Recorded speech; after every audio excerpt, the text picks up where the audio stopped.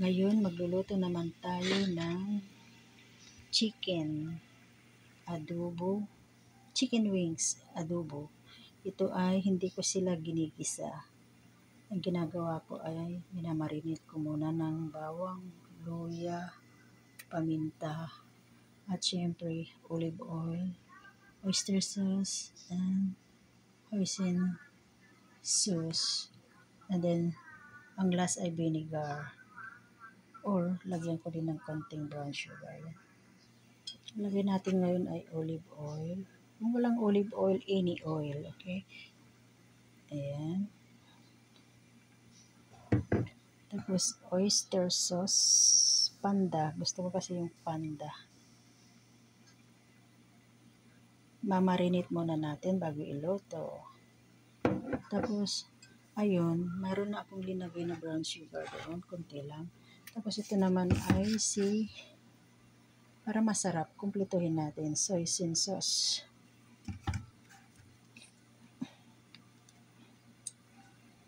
Ang style ko kasing mag-adobo, pag naluto na yung karne, saka ko linalagay yung vinegar. So, ngayon, halo-haloin natin. Ayan. Oops.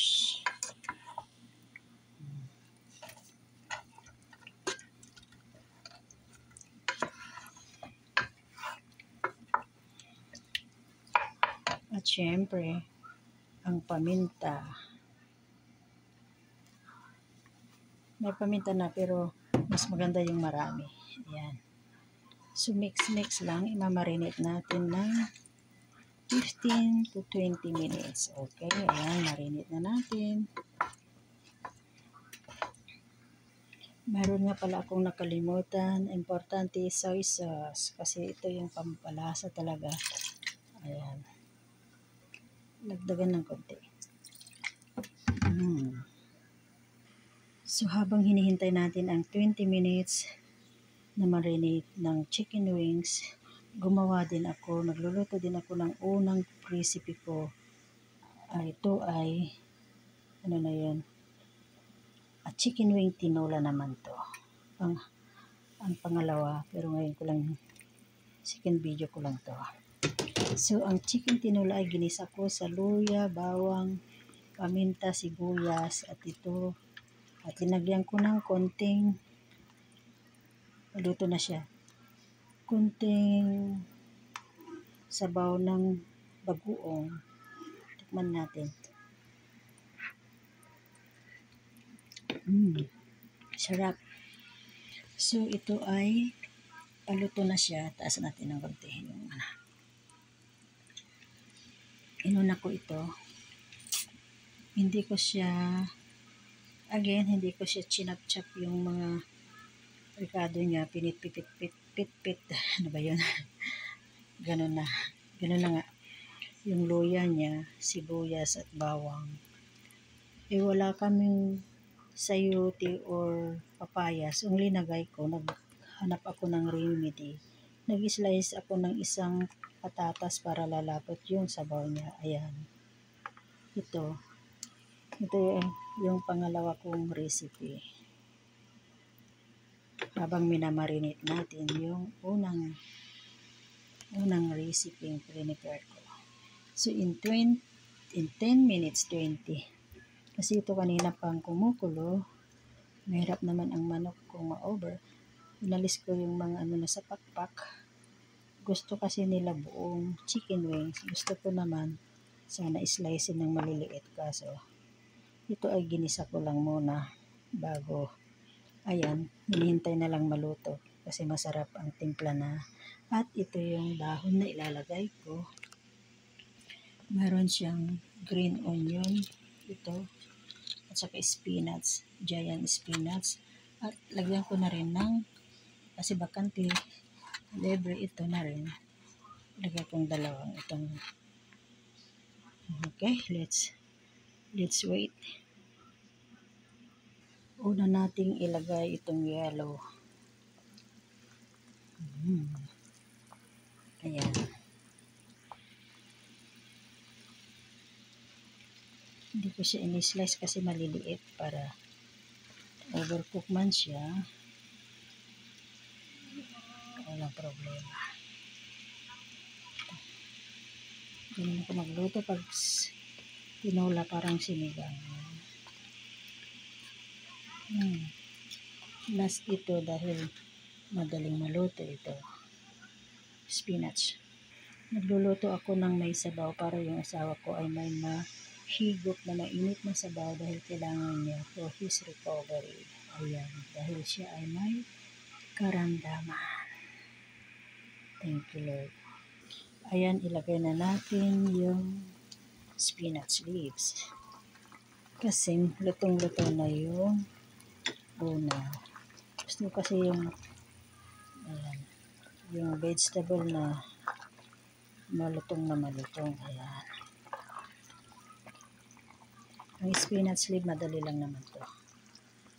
So, oops, lagay ko.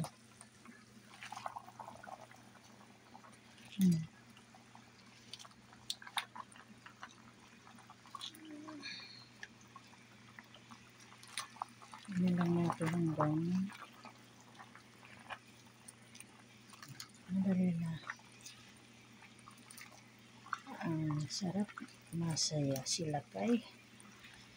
Ito po ay recipe ni nanay, may recipe sa aking YouTube today, kaya manood kayo at please support and subscribe sa my channel. Ito ang aking simpleng tinola dito sa Canada, my homemade, my version. Ayan po. Very simple. Huwag na po natin pahirapan ang ating pagluluto. Simplicity is okay. So, luto na po ito. May tinola. Our tinola.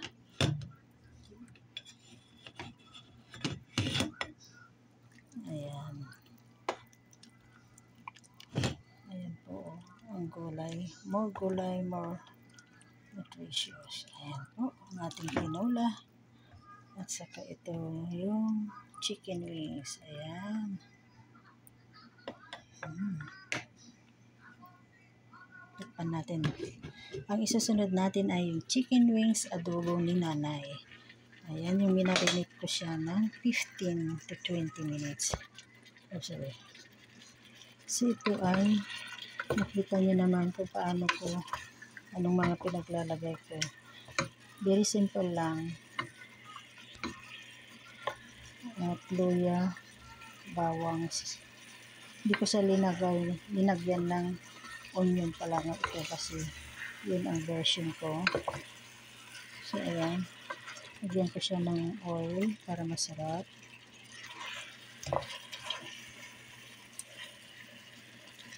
Oil, oyster sauce, soy sauce, and hoisin sauce. At siyempre, konting brown sugar. At ang pinaka-last natin ay yung vinegar. Ayan, takpan natin.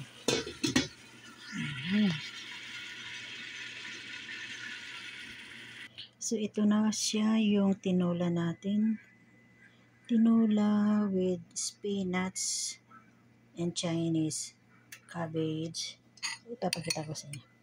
Ito yung Chinese cabbage. Ayan, mura na.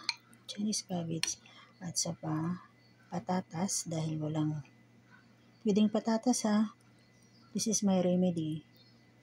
At ito naman yung green onion. May green onion din tayo dyan. Saka spinach.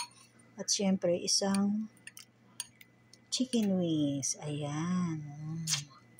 At syempre, tikman natin. Tikman lang natin. Wow, sarap. At syempre, konti lang ang kanin para maraming makain na gulay. At ang susunod, yung second recipe natin na minarinate natin ay tignan natin.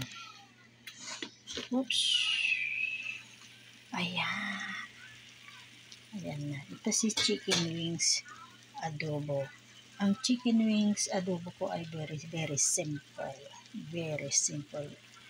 Walang gisa-gisa. Ayan. Pero minamarinate ko siya ng 15 to 20 minutes. At ang pinakalas ko ay vinegar. Pagluto na lahat, saka ko ilalagay yung vinegar. Ayan. This is my simple and secret recipe for my chicken wings adobo. Follow and you can surprise the yummy and the delicious as well. This is our two recipes. This is my two recipes for today for my chicken wings, adobo chicken wings homemade by Nanay, and tinolang chicken wings with rice. And that's it. Thank you so much for watching, and God bless us all. Count your blessing. Thank you, Lord.